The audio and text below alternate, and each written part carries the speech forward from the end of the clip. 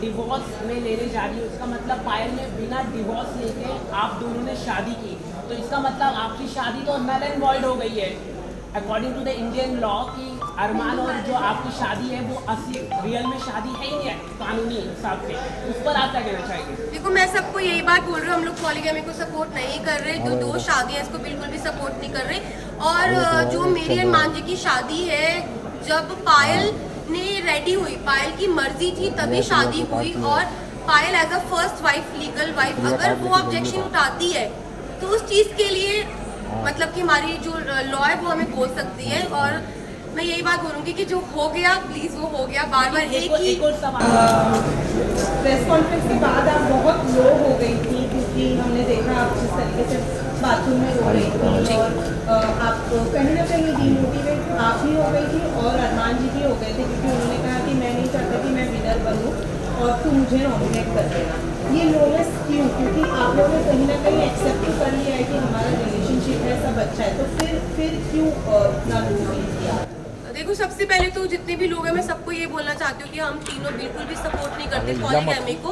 और शादी हो गई है, इसको 7 साल हो गए जब हम लोगों ने शादी की थी, हम लोग सोशल मीडिया पे नहीं थे, चीज़ें हो गई, बस यही है कि हाथ जोड़ के सब लोगों से यही रिक्वेस्ट है कि हम लोग बिल्कुल भी सपोर्ट नहीं करते 2 शादियों को। और उस टाइम पे जब मैं बिग बॉस के घर में थी तो ऑलमोस्ट मुझे 35 डेज हो चुके थे, 35 दिन से अपनी फैमिली से दूर थी, पायल से दूर थी, अपने बच्चों की कोई खबर नहीं थी। तो अचानक से इतने सारे लोगों ने जो क्वेश्चन पुट करे, हाँ मैं मानती हूँ कि जो चीज़ें हुई वो एक मतलब कि बोलते कि वो एक्सपेक्टेड नहीं था जो चीज़ें हुई, और बहुत ही अलग चीज़ है। तो पर जो लोगों के क्वेश्चन थे ना, वो कहीं ना मुझे हर्ट कर रहे थे, और मुझे ये चीज़ सुनने में आई थी कि पायल के बारे में जो लोग बोल रहे थे, तो वो चीज़ों के बारे में मुझे ना टेंशन सी हो रही थी, मतलब कुछ चीज़ें मुझे खाई जा रही थी। और हम बिग बॉस के घर में थे, मेरे पास फ़ोन नहीं था कि मैं अपनी फैमिली को पूछ सकूं क्या वो ठीक है, क्या मेरे बच्चे ठीक है। तो बस एक होता है ना कि आप 35 दिन से भरे हुए थे, और वो उस दिन जो बातें हुई उस बातों से मुझे तोड़ दिया और मैं इमोशनली ब्रेक डाउन हो गई थी। पर फिर जब मैं रोई और मैंने अपनी जो दिल की बात अरमान जी से शेयर करी, फिर मैं थोड़ी सी, मेरा जो दिल है वो हल्का हो। लास्ट क्वेश्चन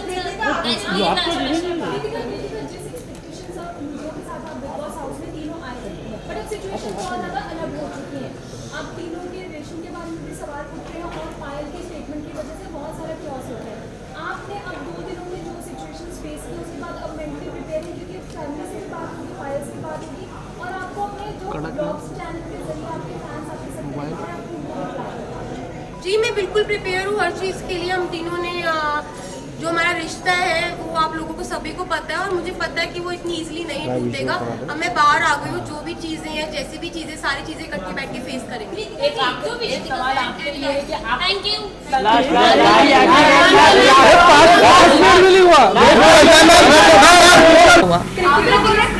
जिसके बाद मीडिया को पूरा दोषी करारा आपने और अरमान जी ने और रणवीर जी ने, ये मीडिया ने आकर ये बोला, क्योंकि मीडिया के पास कोई मुद्दा नहीं था।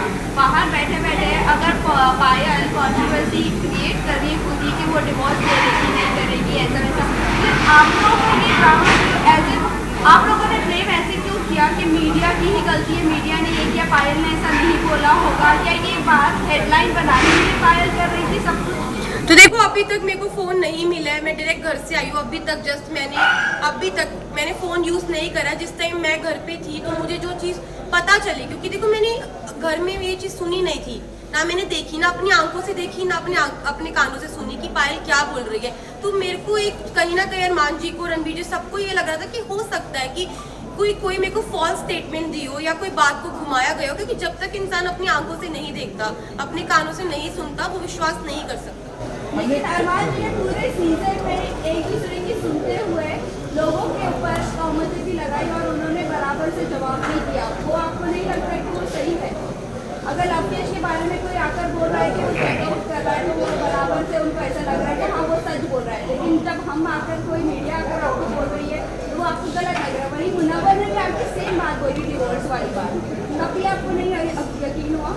नहीं, मुझे यकीन नहीं हुआ, क्योंकि देखो ये जो बात है ना बहुत ज़्यादा, आप समझो मैं घर के अंदर हूँ, 40 दिन से घर में अंदर हूँ, अचानक से कोई ये बात बोलता है, पायल डाइवोर्स वाली बात जो बोल रही है, ये इतनी शॉकिंग बात थी कि इसकी वजह से मैं पूरे 2 दिन इतना ब्रेक डाउन रही हूँ, इतने इमोशनली, मतलब हर चीज़ से मैं जूझ रही थी। उस घर के अंदर, तो मुझे कहीं ना कहीं लग रहा था कि मैं अपने दिल को ये चीज़ समझा रही थी कि क्या पता ये बात सच हो, क्या पता ना हो, क्योंकि मेरे को यही था मैं बाहर जाऊँ और मैं पायल से डायरेक्ट बात करूँ। जब मैं घर से बाहर निकली टॉप 5 में, जब मैं इस रेस से बाहर निकली, मैं बाहर निकलते ही स्टेज पे पायल थी और मैंने उससे पूछा तू ठीक है ना?